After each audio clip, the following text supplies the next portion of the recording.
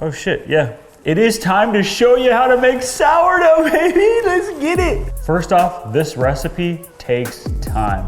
So we're gonna use enough ingredients to make 2 loaves since we're going to all of this trouble. Into a large mixing bowl, we're gonna put 700 grams of bread flour, 200 grams of whole wheat bread flour, 100 grams of rye flour. After you've whisked together all of those flours, you're gonna add 750 grams of lukewarm water. I'm talking 90 to 92 degrees. You're gonna incorporate the water in all of the flour. For the entirety of this recipe, you're gonna wanna keep a cup of water nearby to dip your hand in as you're working the dough. After mixing that for about 5 minutes, grab a warm, wet dishcloth and put that over the top of your mixing bowl and let it stand for 1 hour. Make sure you fed your starter within the last 5 to 6 hours and that it's reaching its peak and not on its way back down. An hour is up and we're gonna add 225 grams of our starter, dump it right over the top, set myself a timer for 5 minutes and incorporate by hand. Add 20 grams of salt and a little bit of water for lubrication and incorporate for another 5 minutes. After that, place a towel over the top of the bowl and come back in 10 minutes. After 10 minutes, do your first set of stretch and folds. Pull some dough up. Do not let that dough break. We're trying to just strengthen the gluten network here.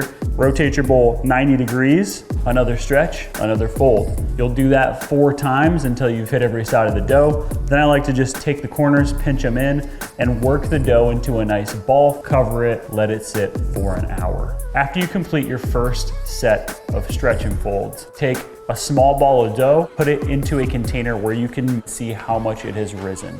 This is gonna be like your cheat sheet because being able to tell how much the dough has risen in a mixing bowl can be very challenging. We're gonna come back and do stretch and folds every hour until the dough has doubled in size.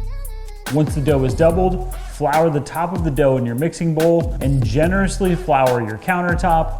Let the dough find its way out of your mixing bowl and onto the counter. Flour once more and give it a little bit of a back rub. Now is your time to split the dough in half. Work those into rough balls and cover them while you lightly flour your shaping baskets.